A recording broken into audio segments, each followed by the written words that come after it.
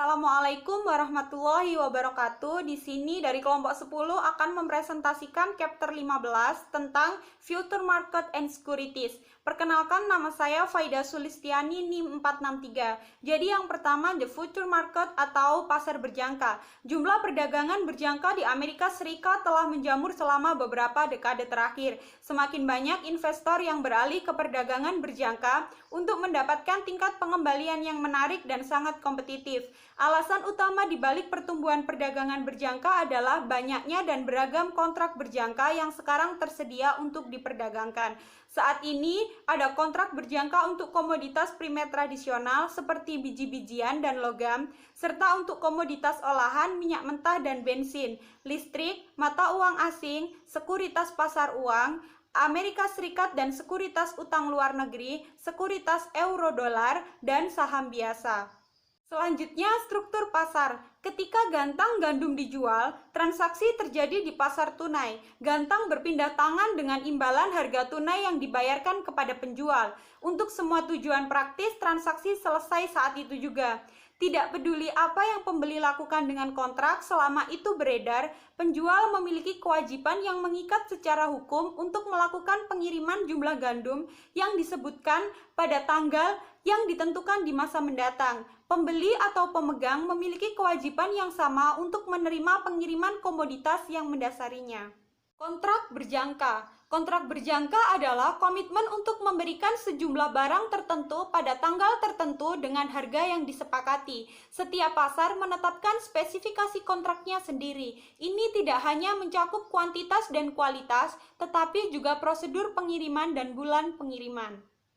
Opsi versus kontrak berjangka. Ada perbedaan yang signifikan antara kontrak berjangka dan kontrak opsi. Untuk memulainya, kontrak berjangka mewajibkan seseorang untuk membeli atau menjual sejumlah komoditas tertentu pada atau sebelum tanggal yang ditentukan, kecuali jika kontrak dibatalkan atau dilikuidasi sebelum diberlakukannya. Sebaliknya, suatu opsi memberikan pemegang hak untuk membeli atau menjual sejumlah tertentu dari aset real atau finansial pada harga tertentu selama periode waktu tertentu.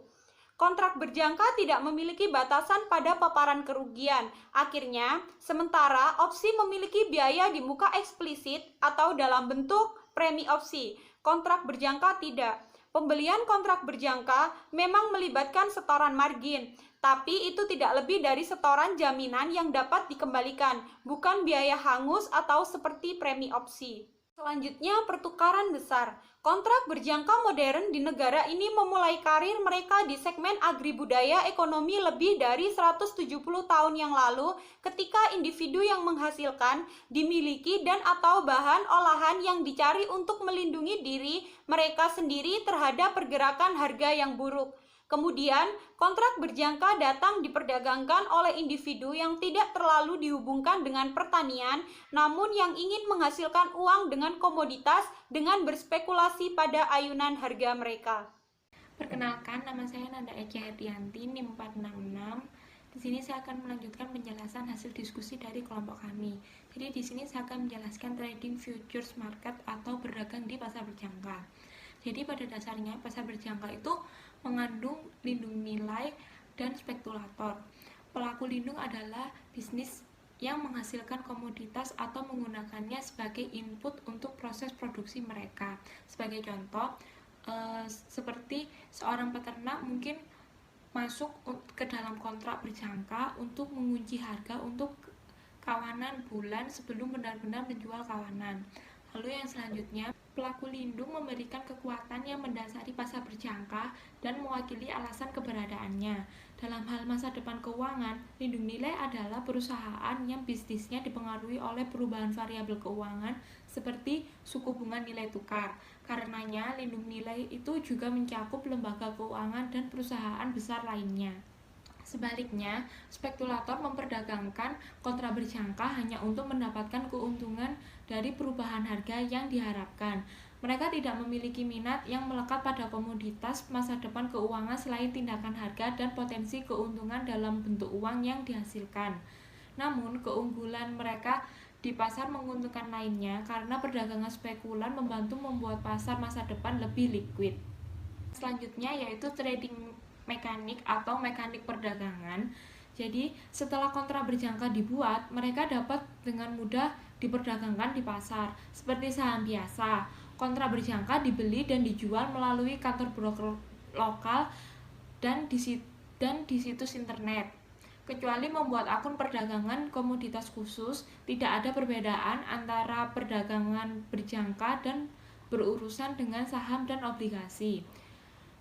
Jenis pesanan yang sama digunakan dan perdagangan margin adalah praktik standar. Setiap investor dapat membeli atau menjual kontrak apapun dengan bulan pengiriman apa saja selama saat ini sedang diperdagangkan di salah satu bursa. Selanjutnya, investor dapat melikuidasi posisi beli dan beli hanya dengan melakukan transaksi offsetting. Penjual kosong atau short seller misalnya akan menutupi posisinya dengan membeli jumlah kontrak yang sama. Secara umum, hanya sekitar 1% dari semua kontrak berjangka diselesaikan melalui pengiriman. Sisanya diimbangi sebelum bulan pengiriman. Selanjutnya, saya akan menjelaskan margin trading atau perdagangan margin. Jadi di sini membeli dengan margin berarti hanya menyiapkan sebagian kecil dari total harga tunai. Margin pada dasarnya adalah jumlah ekuitas yang masuk ke dalam kesepakatan. Semua traktat berjangka diperdagangkan dengan basis margin. Margin yang dibutuhkan biasanya berkisar 2-10% dari nilai kontrak. Jadi ini tuh sangat rendah dibandingkan dengan margin yang diperlukan untuk saham dan sebagian besar sekuritas lainnya. Ukuran setoran margin yang diperlukan ditentukan sebagai jumlah dolar.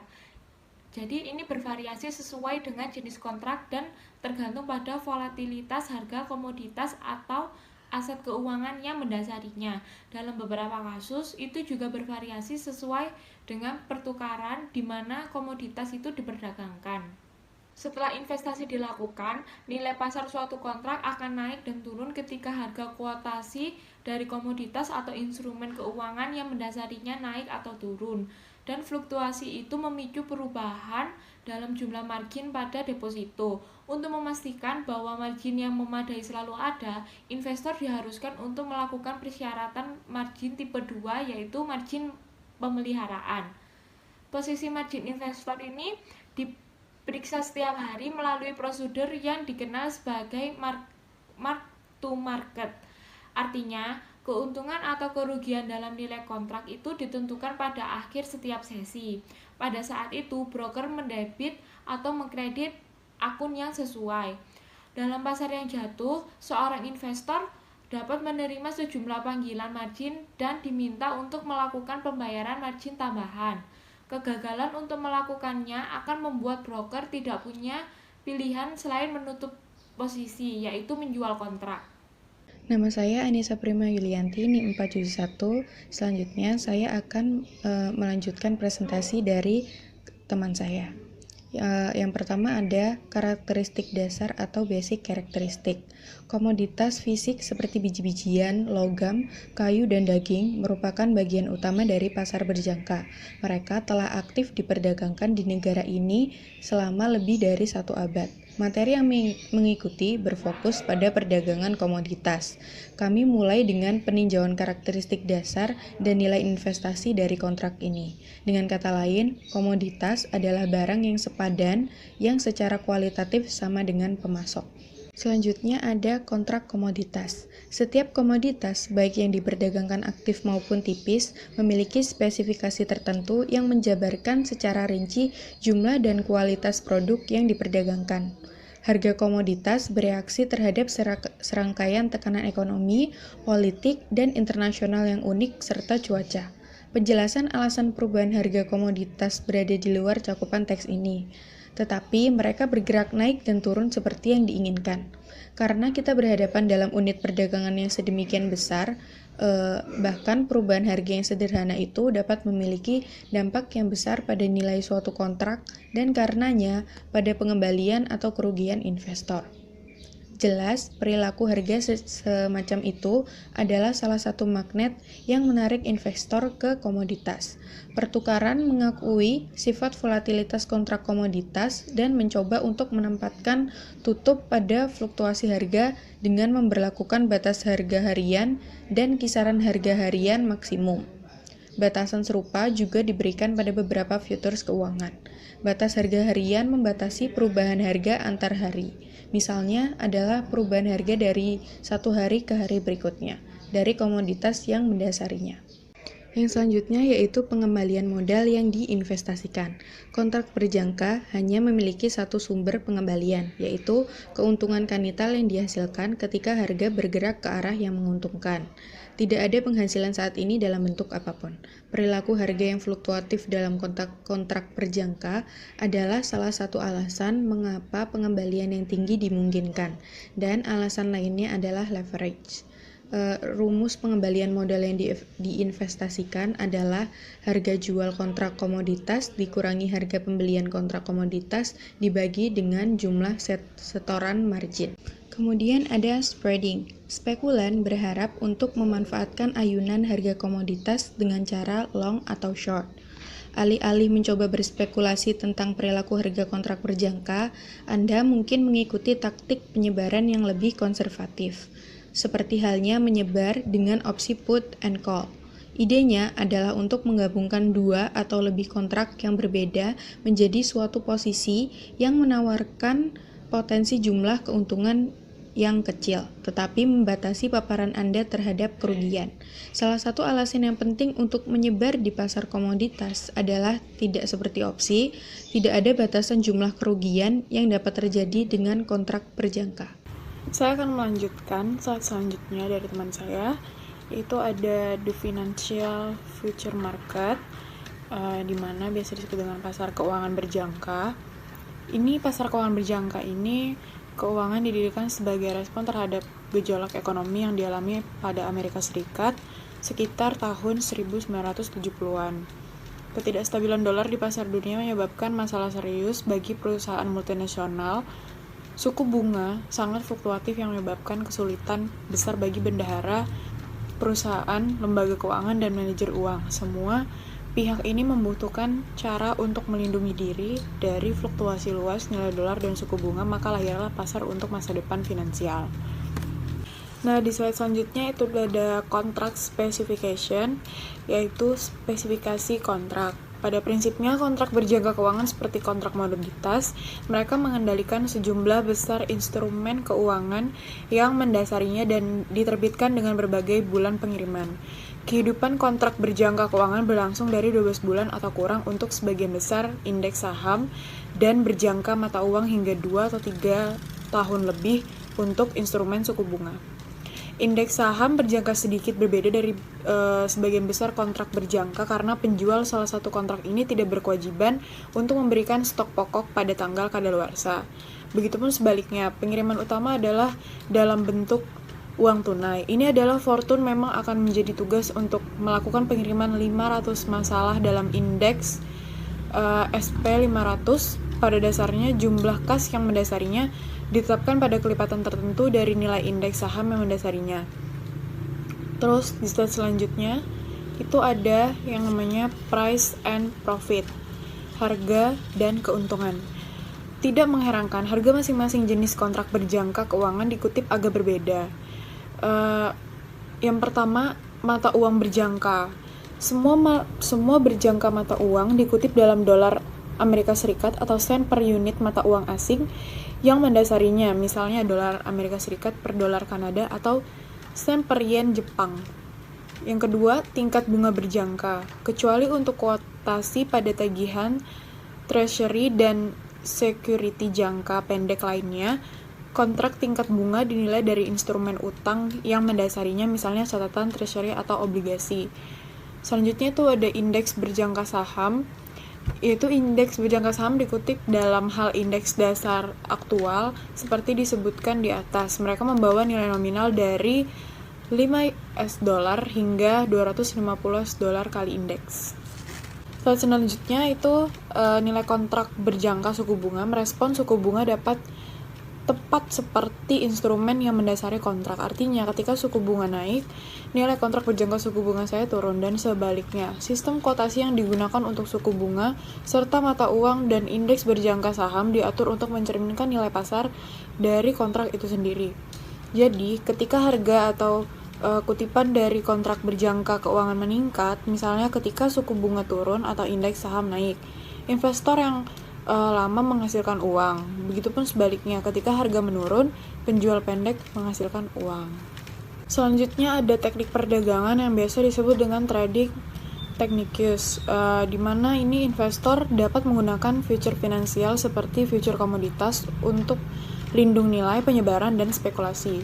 Perusahaan dan perusahaan multinasional yang aktif dalam perdagangan internasional mungkin melakukan lindung nilai dengan mata uang euro market berjangka. Berbagai lembaga keuangan di manajer uang perusahaan sering menggunakan suku bunga berjangka untuk tujuan lindung nilai. Dalam kedua kasus, tujuannya adalah sama, untuk mengunci pertukaran moneter atau suku bunga sebaik mungkin. Selain itu, investor individu dan manajer portofolio sering melakukan lindung nilai dengan indeks saham berjangka untuk melindungi kepemilikan keamanan mereka terhadap penurunan pasar sementara. Masa depan finansial juga dapat digunakan untuk menyebar taktik. Ini populer di kalangan investor yang secara bersamaan membeli dan menjual kombinasi 2 atau lebih kontrak untuk membentuk posisi investasi yang diinginkan. Akhirnya, masa depan finansial banyak digunakan untuk spekulasi. Selanjutnya, perkenalkan dulu, nama saya Nadia Mega Octavia Sari, 482. Baik, selanjutnya itu adalah indeks perdagangan saham berjangka. Jadi sebagian besar investor menggunakan saham indeks berjangka ini untuk spekulasi atau lindung nilai atau hedging. Indeks saham berjangka mirip dengan opsi indeks yang diperkenalkan sebelumnya dalam teks. Oleh karena itu, banyak diskusi yang mengikuti juga berlaku untuk opsi indeks, baik berspekulasi atau lindung nilai. Kunci keberhasilan adalah memprediksi arah pasar saham di masa depan. Karena Anda membeli pasar dengan berjangka indeks saham. Penting untuk menguasai arah pasar di masa depan, dapat menyusun strategi untuk berdagang atau lindung nilai indeks saham. Selanjutnya, lindung nilai atau hedging dengan indeks saham berjangka. Jadi yang pertama itu indeks berjangka saham juga digunakan untuk lindung nilai. Mereka memberi investor cara yang sangat efektif untuk melindungi kepemilikan saham di pasar yang menurun. Meskipun teknik ini tidak sempurna, ini memungkinkan investor untuk mendapatkan perlindungan yang diinginkan terhadap penurunan nilai pasar tanpa mengganggu kepemilikan ekuitas mereka.